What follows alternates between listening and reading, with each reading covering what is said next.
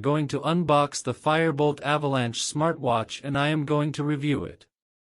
But before we start, don't forget to subscribe to FutureTech and like the video. First up, let's take a look at the box of the watch. Here you can see the Fireboltt branding. Here in the box you can see it says it has IP67 water resistance. Here you can see it has got voice assistance and up to 4 days battery life, which is impressive for the price. As we open this box, we are greeted with another white box with Fireboltt branding. And here we go, the watch. It is quite tricky to take the watch out of the box. The color, if you're wondering, is black, gold and silver. Let's turn the watch on. Looks quite good. Also in the box it claims there is 500 plus watch faces. This is a 1.28-inch display with a resolution of 240 into 240. The strap is looking good. Before you start typing about the plastic, I know it is there, but still. The silver color is quite shiny and the gold color got this brushed feeling to it. I feel like the silver part is good, but the gold part just feels a bit cheap. But the watch gets a lot of fingerprints. Along with the watch we have got another box. This contains this tool, which I think is there to adjust the strap. If you're wondering, the strap is quite big, so I think you can easily wear this watch even if you have big hands. We also got this charger, which is very similar to the one which I showed in my fake versus real watch video, link in description.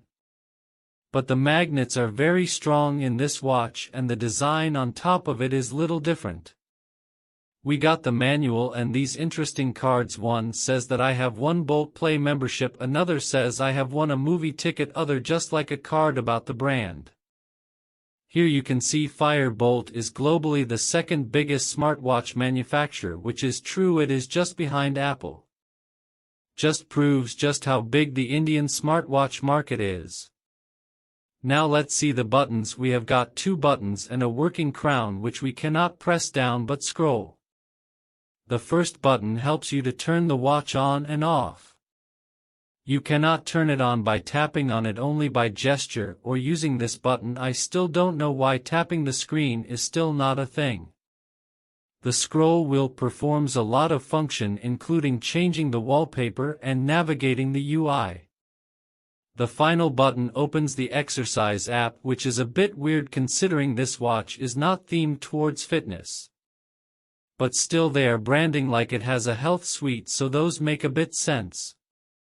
The UI in this watch is good in one side and bad in other side, quite literally.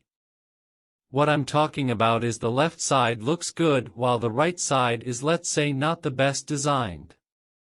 First, at the top you get this type of control center which looks not the best. They could have done it a lot better. This interface looks, a lot of things are put in a very small area. What makes this even bad is the fact that they thought adding the weather here is a good idea. Okay, now the bottom of the UI has notifications, which is good. You can easily view notifications with just a single swipe. I in fact think if they used the third button to open notifications and moved all weather stuff down there, it would have drastically improved the UI and the ease of use. Okay, here is the bad part. At the right it shows your activity, pretty useful. One more swipe, it shows your health, also useful. Here is where the good part ends. Next you got phone call, alright, next AI voice, after that weather. When you think it can't get even worse, it gets even worse. Next is music, then finally breathe. First question, why is this watch this obsessed with showing the weather? And next question, why do we even need the stuff except activity and health there? Well, the answer I think is that when you use the helm menu style, this circle will style, half of the apps just disappear.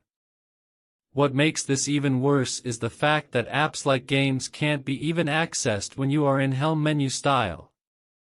Okay, that's all the issues with the UI, right? No apps like timer, stopwatch are present inside the setting. I am not sure why they made the UI this complicated and hard to use. I just think this UI is not good and just need to be made more accessible. If you don't have time to fiddle around your watch, then it is a problem. But still, the app interface is good for watches in this price range.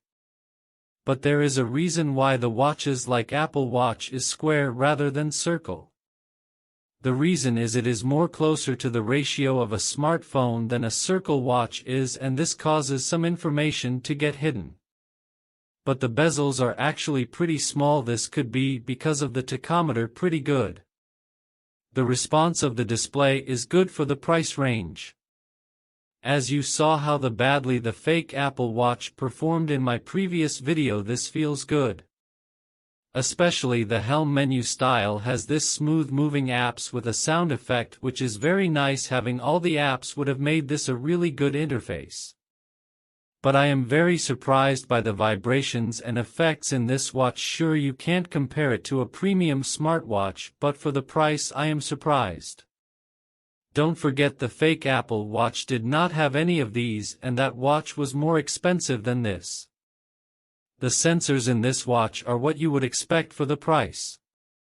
It looks like it has got a sensors, but not quite as accurate as more premium watches or fitness watches, but for the price, what more could you expect? I would tell all the sensors in this watch is a bit off from the accurate results. But not as bad as the fake Apple Watch, which had lights for sensors. This is what the back side of the watch looks like, and if you're wondering, I also have no idea what is this material at the back, whether it is plastic or metal. If you know that, comment below. This is what the heartbeat sensor looks like. You need to press the logo to start. It vibrations after clicking it. It does take a lot of time to read the heartbeat. This is the blood pressure. It is a good thing they have given the range, which is normal. But still, it could simply say whether it is high or low and made it more easy to use. And again, it takes some time to read. This is the oxygen level. Again, does take some time. The watch does detect if your watch is on your hand. It also records the results during the last 7 times. This watch also has a voice assistant. Now let's take a look at very popular feature in these watches, that is the pre-built games. I am saying this because watches like Apple Watch and Samsung Watch does have games, but for some reason everybody is highlighting it in this watch. Let's see how does these games feel. We got 2 games, Young Bird, which is Flappy Bird, then 2048. First thing, I am not sure if these games were supposed to be played on a circle screen. This could also be an issue with me because I have never played in a circle screen before. Both the games run good and saves your best score. I would tell the games are challenging, especially the Young Bird game, which is actually a good thing. Because this feature is intended to pass your time, and this can easily get rid of boredom. So finally, what is my conclusion about this watch? Should you buy this watch? I would say if you like this style, then definitely yes. But I am still looking at this watch wondering just how good of a watch this could have been if it didn't have those issues. Anyways, if you enjoyed the video, don't forget to like the video and subscribe to the channel.